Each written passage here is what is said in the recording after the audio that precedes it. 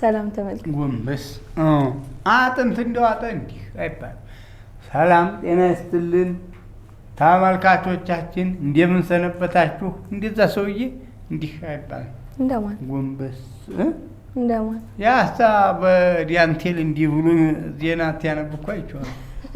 ማንበዩ በዩ የሚባል ማንበዩ ተመስገን በዩ የሚባለው ዜና እንትን አንባቢ ተንቦልባይ ዜና ተንቦልባዩ ማለት ነው። ለአራት መንግስት ነው ለአምስት መንግስት አንብቧል አሉ። ዜና እንደዚሁ ነው። ታያ አሁን ታያ እንደ ክልልት ያደረጉት በእንትን ቴሌቪዥን ነው በዲያንቴል እንዲህ ክልልት ያደረጉት እንዲህ ብሎ ደግሞ ይመጣብሻል። ማምጫው አይታወቅም። እኛም መጣን እንግዲህ ዛሬ ወጎጋችንን እንጠርቃለን። ኤዱ ታነባለይ፣ እኔ ደግሞ እጠርቃለሁ ወጌን። እንኳን በሰላም አገናኘን። እንኳን አብሮ አገናኘን። አርብ ጁማ ማታ 11 ሰዓት ላይ የምታገኙት ዜና ጨዋታና ዜና የተሰኘው ማሩ ባላገሩና ይዱ ስል ኢዱል ጥባን ታውቂዋለሽ? ኢዱል ጥባ ተባይ እንግዲህ ወደፊት ምንድን ነው ብለሽ ጠይቂ። እሺ ምንድን ነው? ኢዱል ጥባ አረ ኢዱል ጥባ የኢትዮጵያ ዱር እንስሳ ጥበቃ ባለስልጣን ኢዱል ጥባ ይባላል። አላውቀውም። ምን ቲያትር አብሪቪዬሽን ነው? አዎ አንቺን እዛ ዱዬ እንግዲህ ኢዱል ጥባ ውስጥ እንዳልደርሽ ነው። ተጠንቀቂ። እሺ አሁን ዜናችንን ጀምር። ደግ ወደ ቀዳሚ ዜና እንዴት ነበር ያልከኝ? እንሄዳለን። ተከጀላችሁ አብራችሁን ክዱ፣ ታልከጀላችሁ አጥፉ። በባሏ የተሰራውን ምግብ ለ2 ዓመት ያስቀመጠችው ሚስት በምኗ? በባሏ የተሰራውን ምግብ ለ2 ዓመት አስቀመጠችው። ወዲያማ ሰይብለው ነው ተተው 2 ዓመት አይደለም። ሚስት በባሏ የተሰራውን ምግብ ትዝታውን ላለማጣት ስትል ለ2 ዓመት በማቀዝቀዣ ክፍል ውስጥ አቆይተዋለች። ሳብሪና ቻይ በጃፓኗ ቶኪዮ ከባሏ ቶኒ ሶን ጋር ተጋብተው ይኖሩ የነበረ ሲሆን ባል ቶኒ ምግብ መስራት አብስቶ የሚወደው ሙያ ሲሆን ባለቤቷም የሚሰራላትን ምግብ እንደምትወደው ተናግራለች። ሴታሲን ነው አሁን ወንድ ሆኖ ማጀል ለማጀት ተተርመጠመጠ ወንድ አይደለም እንዴ? ምን ችግር አለው? ወንድ ሊቆፍተን ቆፍተር ሲል ነው።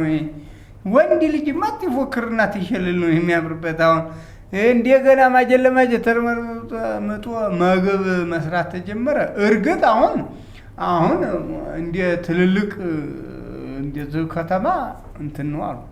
ምን ኧረ ሙያ አንጎል ይጠይቃል አለ። ሙያ ነው። ለምን እጅ የሚያስቆረጥም ምግብ ነው የሚሰራው። ሽሮ በክ ለማድረግ ሴት ይበቃል። አሁን እኛ ጋር ዘንድ ሽሮ አሁን በቅ ለማድረግ ሴት ይበቃል። ወንድ ያስፈልግ ምግብ መስራት ይወዳል ባሏ ደግ ርሚጦ በይ። እነዚህ ባልና ሚስቶች ከ2 ዓመት በፊት ባል ቶኒ ባጋጠመው ድንገተኛ የልብ ምክንያት ህይወቱ ያልፋል። እኔ ዲፍት ልበላንገትዋ ረስም በላሁን ዜናው አለብን። ባሏን በማጣቷ ሞታልሽ እኮ ደግ ሐዘን አይሰማሽም? ተው ሲሞት ዝም ነው የምትይው? እምባሽ ቅርር አይልም? አንተ መቻለ እንዲያው ጭካኔያችሁ መቼም የከተማ ሰው አሁን እኛ ዘንዲያ ቢሆን አሁን ኢድሪስና አካባቢው ሰው ቢሰማ ለቅሶ ነበር የሚቀመጠው። ለማታውቁት ሰው በልብም ሰው አይደል እንኳን ሰው በሬት ይሞት ይለቀሳል እንዴ? ለእንስሳ በሬት ትላለ መስሎኝ እያረሰ እያንደፋረሰ የከተማውን ሰው እያበላ ወዝ የሚያደርጉ በሬ አይደለም።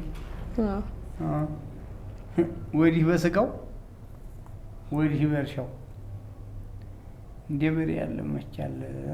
እሺ አሁን ዜናውን ላምብ ደጋም ተንቦልቦይና ባሏን በማጣቷ እንደተጎዳች የምትናገረው ሚስት ሳብሪና የባሏን ትዝታ ላለማጣት በባሏ የተሰሩ ምግቦችን ወደ ማቀዝቀዣ ክፍል ውስጥ ታስገባቸዋለች። ሳብሪና በባሏ የተሰሩ ምግቦችን የመጨረሻ ከተመገበች በኋላ አዲስ ህይወት እንደምትጀምርም ተናግራለች። መጪውን አዲስ ህይወቴ ከፍርሃት የጸዳ እንዲሆን እፈልጋለሁ የምትለው ሳብሪና መጪዎቹን ጊዜያት በአዲስ መንፈስ ለመቀበል ዝግጁ መሆኗንም ተናግራለች። የሞተ ተጎዳ 2 አመት ያህል ምግቡን ትታኖር ማለት ነው። አንጀቷ አልችል ብሎ ነው ላለመብላት 2 አመት ተቆየ። በኋላ ግን ፊን አረጋት። አየሽው ሌላ ህይወት ጀምራለሁ አለችው። አዲስ ህይወት የሞተ ተጎዳ ማለት ይሄ አትሙች ቀርመሽ ተባለሽ ቀርመሽ አሙች። እሷ እንደውም ጎበዝ ነው። 2 አመት ጠብቋል።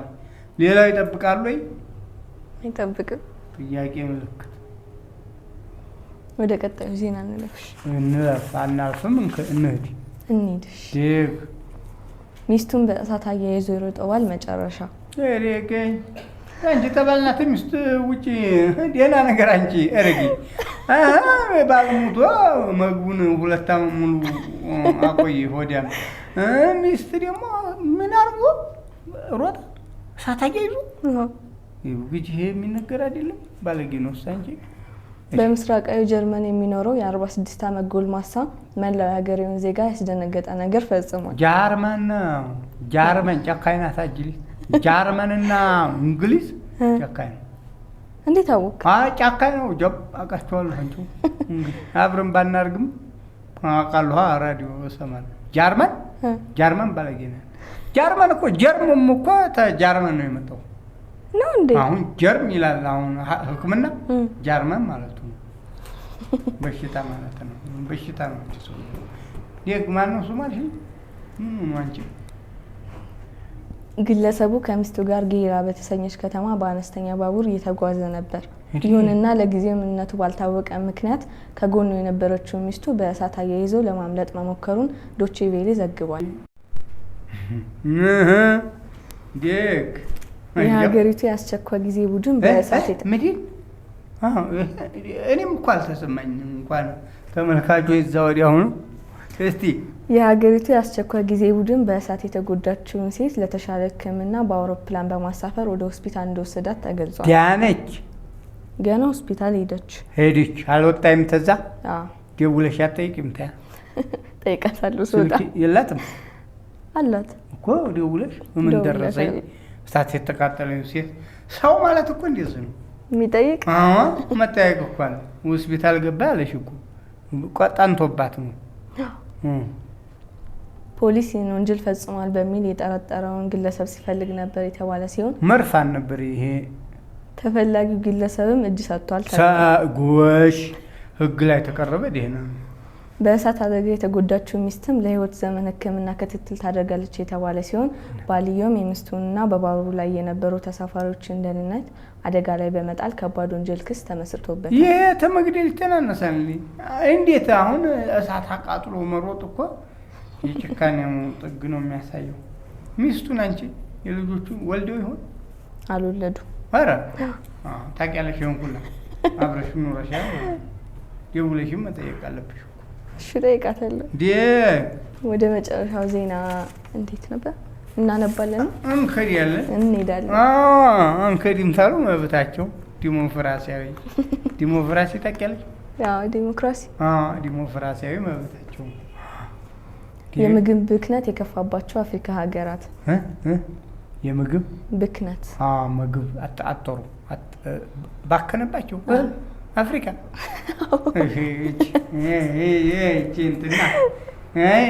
ምግብ አጡ ነው ባከነ ምግብ አፍሪካ። በዓለማችን በየዓመቱ $1 ትሪሊዮን ዋጋ ያለው ምግብ እንደሚባክን ጥናቶች ያሳያሉ። እንደ ተባበሩት መንግስታት ድርጅት አካባቢ ጥበቃ ፕሮግራም ሪፖርት ከሆነ በዓለማችን በየዓመቱ $1 ትሪሊዮን ዋጋ ያለው ምግብ ይባክናል ተብሏል። $1 ማለት ነው። ትሪሊዮን 1 ትሪሊዮን እኮ $1 ማለት እኮ ትሪሊዮን ማለት እኮ ስንት ማለት ነው? 100 ኧረ ብዙ ነው። እሺ ዲል 100 አንድ እኮ ነው ያለው። አሁን እነሱ በዶላር ሲሆን ማለት ነው እንትን ነው ብር ስለማይሉ ነው 100 ብር ማለት ነው። የ100 ብር ምግብ አለ አሁን ታያ የለም እኮ የ100 ብር ምግብ እኮ ኧረ ቆይ ላንብብ ባከነ ትትይ ማለት ነው። አሁን ወደ አፍሪካ ስንመጣ ደግሞ የምግብ እጥረት ያለባቸው ሀገራት መገኛ የሆነችው ምስራቅ አፍሪካ የምግብ እጥረት አረጉድ ወደ አፍሪካ ስንመጣ ደግሞ የምግብ እጥረት አንመጣም ታልን ማለት ነው። አፍሪካ አፍሪካ ደቡብ አፍሪካ ሆነ እኔ ይጃል አሁን ይሄርኩት በፍላጎት ምን ልታረግ ሰርቻለሁ እኮ አቅርቤያለሁ የሀገሬን ባል አረ ዘይደ ደቡብ አፍሪካ ጎበዝ ከምን አቆን አጣይም እንታጣቂ ነው እዚህ ተጉልሽ እኔን ማውቂ ተስተምራለሁ ብለሽ የለ ማወቅ አለብሽ። አይኔን አይተሽ ወይ ክዷል የሚለው ተጥፏል። ይነበባል። ደቡብ አፍሪካ ወደ አፍሪካ እንንጣና ያልሽው የምግብ እጥረት ያለባቸው ሀገራት መገኛ የሆነችው ምስራቅ አፍሪካ ብክነቱ ከፍተኛ የሆነ ሀገራት ይገኙበታል። የምግብ ብክነት ከፍተኛ የሆነባቸው የአፍሪካ ሀገራት ታንዛኒያ፣ ኡጋንዳ፣ ሲሼልስ፣ ሩዋንዳ፣ ናይጄሪያ፣ ሞዛምቢክ፣ ማዳጋስካር፣ ኒጀር እና ቡርኪና ፋሶ ተጠቃሽ ናቸው። ኢትዮጵያ አታባክንም። ቆጥባ ነው የምትጠቀመው። ኢትዮጵያ አታባክንም። በይ እንኳ ታገኘን እንሰለቅጣለን። ደህና ተሰጡን ይሄ አናባክንም። ትንበላ እኮ በልተን እናበቃ ራሱ እኮ ትሪውን ማንላለን እንኳን ልናባክነው የሚባክን የለብንም ኢትዮጵያውያን ለማለት ነው። በታንዛኒያ 152 ኪሎ ግራም ምግብ በየአመቱ ሲባክን በሩዋንዳ 141 ኪሎ ግራም ምግብ እንዲሁም በሲሼልስ 183 ኪሎ ግራም ምግብ እንደሚባክን በሪፖርቱ ላይም ተጠቅሷል። እንዴት ተሚባክም ማለት ነው። አንድ ተሆድሽ ልክ መብላት አሁን ከተማ እናንተ ዘንድ አሁን ዛዲሲ አዲስ አበባ እንጀራ ጎምዶ ነው የሚሰጥሽ እንደዚህ አርዶ አሁን ያንን ትያርድ ምንድነው በየሪያልኩ መጀመሪያ ላይ አልበላም አልኩ በአንድ ላይ አንቱ ይስል ይባክናል።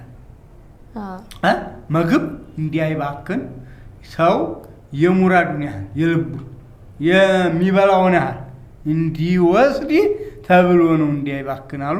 ተስማማው። ግን አብሮ መብላት ምን ያደርጋል? ያፍናል፣ ያጠፋል።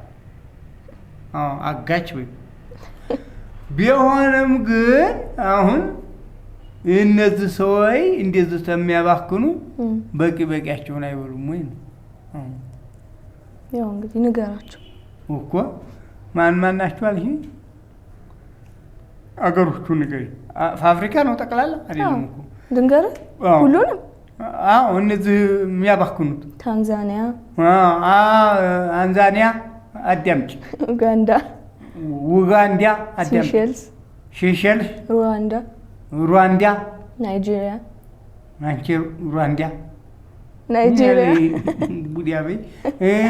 ናይጄሪያ ሞዛምቢክ፣ ማዳጋስካር፣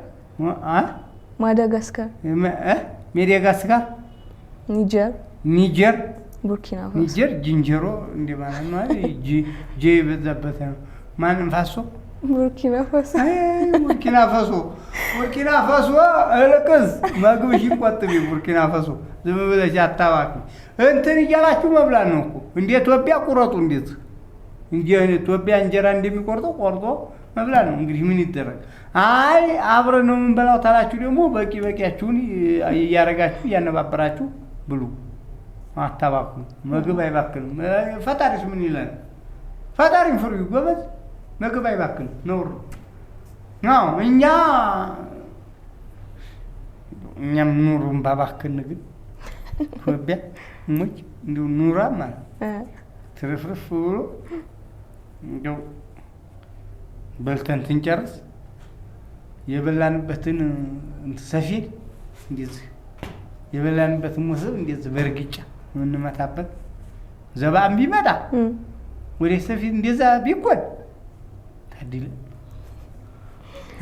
አሁን ዜናውን ጨርሰናል። ቻው ነው። አሁን ዲሃን አናቸው እንበላቸው ምን ብለን ነው ደጋዋ አማናቸው። አሁን ሰው ይራባል እኮ በየሀገሩ ይራባል። ጥጋብም አለ፣ የሚጠግብም የሚራብም አለ። አማና እንትን ምን አድርግናሽ እንደዚህ ሰላም ሁኑ። ዛሬውን እንግዲህ ያበቃል። ዓርብ ጁማ 11 ሰዓት ላይ ጠብቁን። ዜና ይዘን እንቀርባለን። ዜና በዘነዘና ያለሽ ዘነዘና ግንባርሽ እንግዲህ ደህና ሁኑ። ዓርብ ጁማ 11 ሰዓት ላይ ጠብቁን። ሳምንት እስከምንገናኝ የዛሬውን አበቃል። እኔ አበቃሁ። አንቺም እንግዲህ እኔም ጨርሻለሁ። ቀጣይ ሳምንት በልዩ ዜናዎች እስከምንገናኝ ሰላም። ፏት